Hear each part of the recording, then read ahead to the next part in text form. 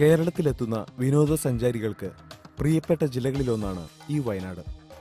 കർണാടക, തമിഴ്നാട് സംസ്ഥാനങ്ങളോട് അതിർത്തി പങ്കിടുന്ന ഈ ജില്ല വിനോദസഞ്ചാരികളുടെ പ്രിയപ്പെട്ടതാവാൻ കാരണം ജില്ലയുടെ വിസ്തൃതിയുടെ 38% വരുന്ന വനവും ഇവിടുത്തെ കാലാവസ്ഥയും പ്രകൃതി കനിഞ്ഞു നൽകിയ രൂപഭംഗിയുമാണ്. എടയ്ക്കൽ ഗുഹ, കാന്തൻപാറ വെള്ളച്ചാട്ടം, കരാപ്പുഴ അണക്കെട്ട്, കിടങ്ങനാട് ബസ്തി, കുറുവ ദ്വീപ്, ചങ്ങലമരം, ചെമ്പ്ര കൊടുമുടി, തിരുനെല്ലി ക്ഷേത്രം, പഴശ്ശിരാജ സ്മാരകം, പക്ഷിപ്പാതാളം, പൂക്കോട് തടാകം, ബത്തേരി ജൈനക്ഷേത്രം, ബാണാസുര സാഗർ അണക്കെട്ട്, ബ്രഹ്മഗിരി മലനിരകൾ, മീൻമുട്ടി വെള്ളച്ചാട്ടം, മുത്തങ്ങ, വയനാട് വന്യജീവി സംരക്ഷണ കേന്ദ്രം, സൂചിപ്പാറ വെള്ളച്ചാട്ടം, അങ്ങനെ നീളുന്നു വയനാടിന്റെ മനോഹാരിത. ഈ മനോഹാരിത ആസ്വദിക്കാൻ വരുന്ന വിനോദസഞ്ചാരികളെ ആകർഷിക്കാൻ പക്ഷിമൃഗാദികളെയും കൃഷിയെയും സംരക്ഷിച്ച് പ്രാവർത്തിക വിജയം കൈവരിക്കുന്ന സിവിൽ എഞ്ചിനീയർ ബിരുദധാരിയും പക്ഷിമൃഗ സ്നേഹിയുമായ ആൻസിയുടെ ഫാം ടൂറിസം വിശേഷങ്ങളിലൂടെ. ഫാം ടൂറിസം എന്നുള്ള ആശയം കേരള ഗവൺമെൻറ്റിൻ്റെ 2006 ഒരു പദ്ധതി ഉണ്ടായിരുന്നു, റീപ്പ് മോർ എന്നും പറഞ്ഞിട്ട് കർഷകനെ സഹായിക്കാൻ വേണ്ടി. അപ്പോഴാണ് ഞങ്ങൾ ആ ഒരു ഐഡിയയിൽ ആണിത് ചെയ്യാൻ തുടങ്ങിയത്. ഇപ്പോൾ റിസോർട്ടിൽ വരുന്ന ആൾക്കാർ ഫാം കാണാൻ ഇഷ്ടപ്പെടുന്നുണ്ട്.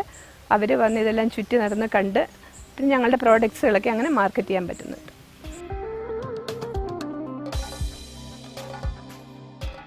വയനാട് ജില്ലയിൽ കേണിച്ചിറ എന്ന സ്ഥലത്താണ് പ്രകൃതി രമണീയത ആവാഹിച്ച് ആൻസി നടത്തുന്ന ബ്ലൂംസ് ഗ്രീൻ ഫാം പ്രവർത്തിക്കുന്നത്. വയനാടൻ കാലാവസ്ഥയിൽ അനുയോജ്യമായ ഏലം, കുരുമുളക്, ഇഞ്ചി, കൊക്കോ, ജാതി തുടങ്ങിയ എല്ലാ കൃഷികൾക്കും പുറമെ പലതരത്തിലുള്ള പഴവർഗ്ഗങ്ങളും ഈ 9 ഏക്കർ ചുറ്റളവിൽ ജൈവവള സമൃദ്ധിയിൽ പരിപാലിച്ചു പോരുന്നു. ഈ ജൈവവളത്തിനു വേണ്ടിയും റിസോർട്ടിൽ വരുന്ന വിനോദസഞ്ചാരികളെ ആകർഷിക്കാൻ വേണ്ടിയും പക്ഷിമൃഗ സ്നേഹിയായ ആൻസി വിവിധ ഇനം പക്ഷിമൃഗാദികളെയും ഇവിടെ വളർത്തുന്നുണ്ട്. ഒരു കൗതുകത്തിലുപരി മികച്ച സാമ്പത്തിക നേട്ടവും ഈ പക്ഷിമൃഗാദികൾ ആൻസിക്ക് നൽകുന്നു.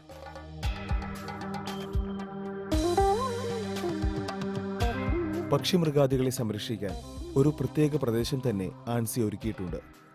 പ്രകൃതിയോട് ചേർന്ന് വൃക്ഷലതാദികൾ പരിപാലിച്ചുകൊണ്ട് തന്നെയാണ് മൃഗങ്ങൾക്ക് കൂടൊരുക്കിയത്. അത് ഇവയ്ക്ക് എല്ലാ സമയത്തും സ്വാഭാവികമായ തണുപ്പ് അനുഭവപ്പെടാൻ കാരണമാണ്.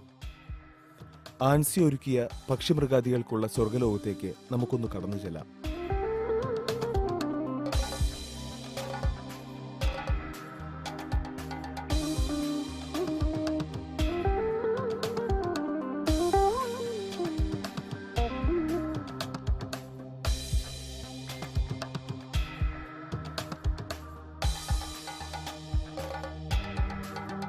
ഇവിടേക്ക് കടക്കുമ്പോൾ ആദ്യം കാണുന്നതും വരവേൽക്കുന്നതും ഈ പട്ടികളുടെ കുരയാണ്.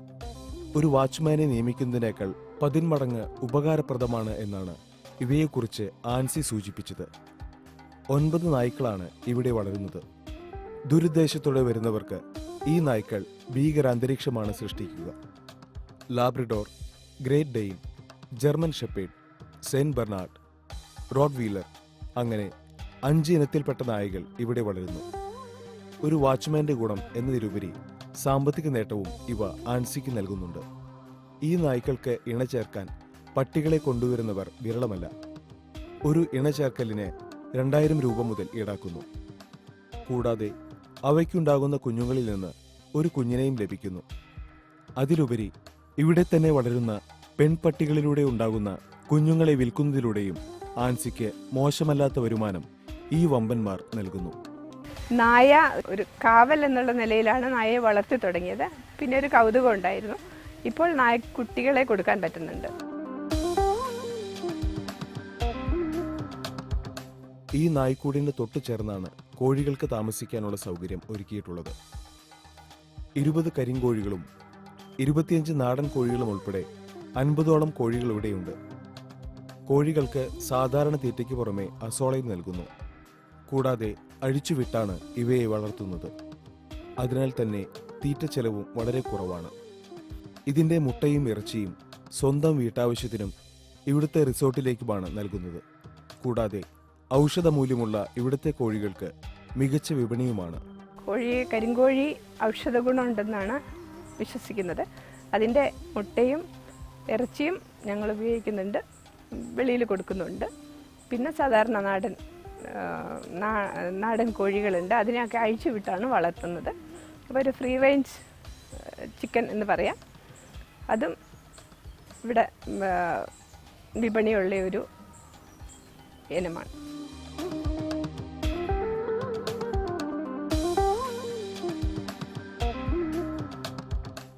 കോഴിക്കൂടിനോട് ചേർന്നാണ് മുയലിനുള്ള കൂടും ക്രമീകരിച്ചത്.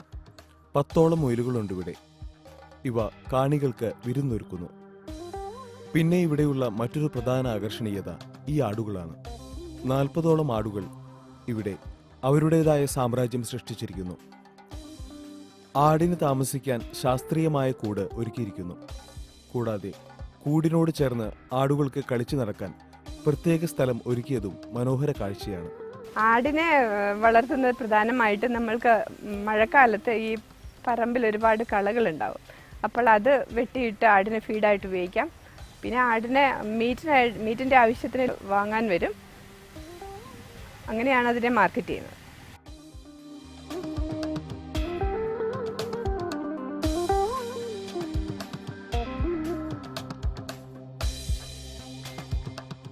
ഇവിടെ പ്രധാനമായും കാണേണ്ടത് ഈ പശു വളർത്തലാണ്.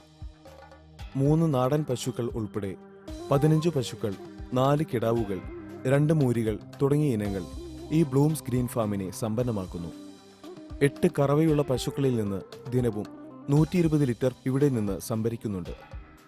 പാൽ പ്രധാനമായും റിസോർട്ടിലെ ആവശ്യങ്ങൾക്കാണ് ഉപയോഗിക്കുന്നത്. മിച്ചമുള്ള പാൽ അടുത്തുള്ള സൊസൈറ്റികളിലും നൽകുന്നു.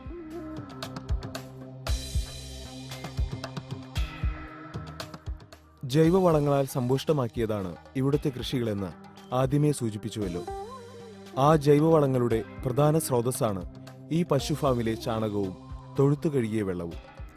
ഇവ ജീവാമൃത രൂപത്തിലാക്കിയും ചാണകം, ട്രൈക്കോഡർമ മിത്രക്കുമിളുകൾ കൊണ്ട് സമ്പുഷ്ടമാക്കിയുമാണ് കൃഷികളിൽ ഉപയോഗിക്കുന്നത്. ഞങ്ങളിവിടെ ജീവാമൃതം ഉപയോഗിക്കുന്ന ഒരു പ്രത്യേക രീതിയിലാണ്. തൊഴുത്ത് വാഷ് ചെയ്യുന്ന വെള്ളവും പിന്നെ ഗോമൂത്രവും ഒരു വലിയ ടാങ്കിൽ കളക്ട് ചെയ്യുന്നു. അത് ഒരു 7 ദിവസം കൊണ്ട് ടാങ്ക് നിറയും. അപ്പോൾ അതിൻ്റെ കപ്പാസിറ്റിക്ക് അനുസരിച്ച് ജീവാമൃതം അതിന് ഈ 7 ദിവസം മുമ്പേ തന്നെ പ്രിപ്പയർ ചെയ്യും. എന്നിട്ട് ഈ സ്ലറി ടാങ്കിലേക്ക് ഈ ജീവാമൃതവും കൂടെ കൂട്ടി മിക്സ് ചെയ്യും. എന്നിട്ട് അത് ഇറിഗേഷൻ ഉപയോഗിക്കും. അങ്ങനെയാണ് ചെയ്യുന്നത്. ചാണകം പല രീതിയിൽ ഉപയോഗിക്കുന്നുണ്ട്. ഒന്ന് ട്രൈക്കോഡർമ വേപ്പിൻ പിണ്ണാക്ക് ചാണകം മിക്സ് ചെയ്ത് അത് കൊടികൾക്കും എല്ലാത്തരം സസ്യങ്ങൾക്കും നല്ലതാണ്. അത് ഫംഗസ് രോഗങ്ങൾക്കൊക്കെ ഒരു പ്രതിവിധിയാണ്. വയനാടിന്റെ പ്രകൃതിക്കും കാലാവസ്ഥയ്ക്കും അനുയോജ്യമാണ് സമ്മിശ്ര കൃഷി. സ്ഥല സൗകര്യവും സാമ്പത്തിക ഭദ്രതയുമുണ്ടെങ്കിൽ ആൻസി പ്രാവർത്തികമാക്കിയ പോലെ ഫാം ടൂറിസം പരീക്ഷിക്കാവുന്നതാണ്. ഇതുവഴി റിസോർട്ടിൽ കൂടുതൽ വിനോദസഞ്ചാരികൾ താമസ സൗകര്യത്തിനെത്തുന്നതോടൊപ്പം ഇവിടെ ഉൽപ്പാദിപ്പിക്കുന്ന കാർഷിക വിഭവങ്ങൾക്ക് മികച്ച വിപണിയും ആൻസിക്ക് ലഭിക്കുന്നു. ഫാം ടൂറിസത്തിൻ്റെ ഒരു ഗുണം എന്താണെന്ന് വെച്ചാൽ ഇവിടെ വിസിറ്റേഴ്സായിട്ട് വരുന്ന ആൾക്കാർക്ക് ഇതെല്ലാം കണ്ട് മനസ്സിലാക്കാനും ഇതിൻ്റെ ഇത് എങ്ങനെ ഇത് ഉണ്ടാകുന്നു എന്നുള്ളതൊക്കെ അറിയാനും ഒരു അവസരം കിട്ടുന്നു. പോരാത്തതിന് നമ്മളുടെ പ്രോഡക്റ്റുകളുടെ വിശ്വാസ്യതയും അതിൽ കൂടെ ഉറപ്പിക്കാം. അപ്പോൾ ഞങ്ങൾ പഴവർഗ്ഗങ്ങൾ, ചക്ക അങ്ങനെയുള്ളതെല്ലാം വാല്യൂ അഡീഷൻ നടത്തുന്നുണ്ട്. അപ്പോൾ അതും അവരിവിടുന്ന് വാങ്ങിക്കൊണ്ട് പോകും. അങ്ങനെ ഒരു വരുമാനം ഉണ്ടാകുന്നുണ്ട്. മിക്കവാറും പഴങ്ങൾക്കൊക്കെ നമ്മൾ വെളിയിൽ മാർക്കറ്റ് അന്വേഷിക്കേണ്ടതായിട്ട് വരുന്നില്ല.